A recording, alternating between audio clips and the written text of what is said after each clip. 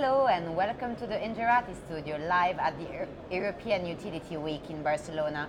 My name is Sophia and I'm joined by Nikolaos Chatziargyriou, CEO of HEDNO. Hello Nikos, how are you? Hello Sophia, I'm fine. Brilliant. So you were saying to me you have another position as well. Well, I'm Chair and CEO of the Hellenic Distribution Network Operator, and also I'm Vice Chair of the European Technology and Innovation Platform on Networks in Transition, European Networks in Transition. Okay, understood. So let's start this interview. So one distribution network manager once told that the distribution network was described as a black hole. And we need to shed light on and prepare it for this new energy ecosystem. Do you agree with this? Absolutely.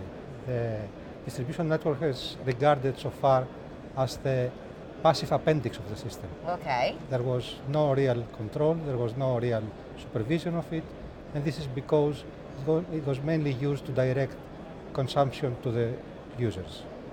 But now this is changing. This is changing because of the introduction of renewable distributed generation and because of the new role of the consumers that now play the role of prosumers also, and that changes the whole philosophy of the network. Okay. And so the network is becoming now smart. We need to change the way it is operated. DSOs are in the center of this change because the most interesting things are happening now at the lower voltage parts of the network. And so I agree absolutely that distribution networks become now intelligent.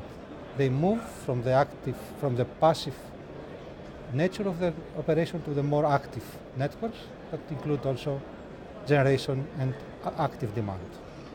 Okay, perfect. So, Nikos, is it getting easier with cost and capability of sensing going in the right direction to deliver a more predictable and comfortable distribution network?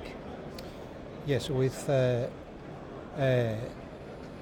now in order to operate this network, which becomes very complicated efficiently, you need to have sensors, you need to have real-time data. And that's provided by sensors that are now increasingly installed in the network that to provide voltage and currents at various points, to alert you on faults, to help you control the network much more efficiently. You know, distribution operators even today are blind regarding the low voltage network. There are no sensors there, and this is now this is changing through the introduction of smart meters. Smart meters that are mainly installed at low voltage to measure the consumption automatically. They can also become a network of distributed sensors that provide other type of information that can be used to control and monitor much better your network. So with all these sensors and meters, you have now ample of data to operate the network much more efficiently. Can I ask something about the data protection?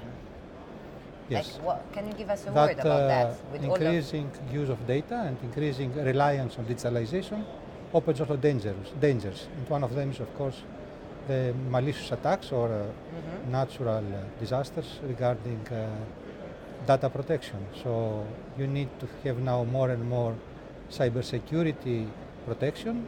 So there is a lot of work done nowadays on how we can protect and how we can have the data integral and protected. Okay, thank you. So in the context of the Hellenic distribution network, what would you say are the main challenges? Well, the main challenges of the Hellenic distribution network are similar to the challenges that all European distribution network operators face, which can be summarized as trying to modernize the network, trying to introduce more and more technologies for control, for remote control, for supervision, for automation, and smart automatic metering, etc. There is a number of projects now that is organized, and some of them are already running to achieve this transition to the new era. By the way, this transition to smart grids is very important also because it provides a lot of opportunities for new, highly specialized, innovative smart companies. So startup companies can appear from this. Also local innovation and research can be boosted. And this is very important for my country that is now facing the well-known economic difficulties. So I think smart grids and all this change of the distribution network provides a lot of opportunities for this development. So why would you say that to overcoming those challenges is important? So of course to open up other opportunities, but can you be more specific?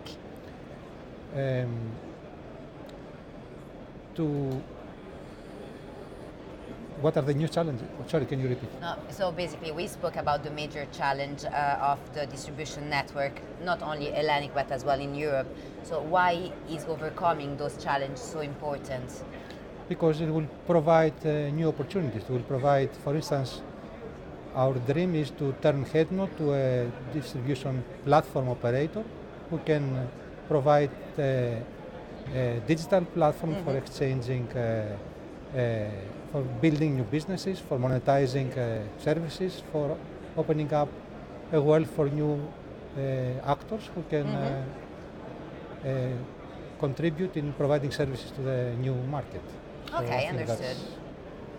That's important. That's important. And what would you say is the next big thing for HEDNO, like the next innovation or challenge that you guys are gonna overcome project? Well, we have organized our 12 strategic projects, which we think will bring us to the era of smart grids. And some of them, as I said, are already running. Some need to start. One of the biggest ones is the smart metering project. Okay. We now have we are starting a large pilot project of 300,000 smart meters, 200,000 smart meters, that will provide us very helpful insights of how this system works.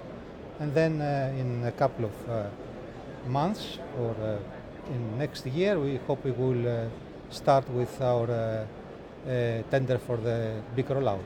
Okay. That's one important area. Another interesting and somehow unique project for Greece is islands. We have many islands. Beautiful island. Beautiful too, which also are expensive too.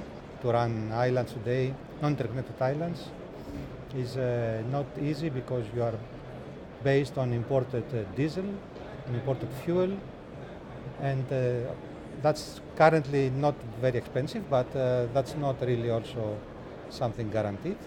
So it makes a lot of sense to increase renewable penetration there, and that's also a good example of how large systems can operate. So islands can be regarded as ideal place where you can experiment with various novel technologies and see how the system will work with a very high penetration, like more than 50% in energy. So one of our perhaps more challenging new projects is to take one island, a pilot case, where we will make it, where we will allow very high penetration and see how it can operate with 50 or 60% renewables, of course, with some kind of storage. But that's very tricky because this means that you need to have the island operated with almost no thermal generation at all, some hours. Yeah. To reach 50 or 60%, you need some hours without any thermal generation.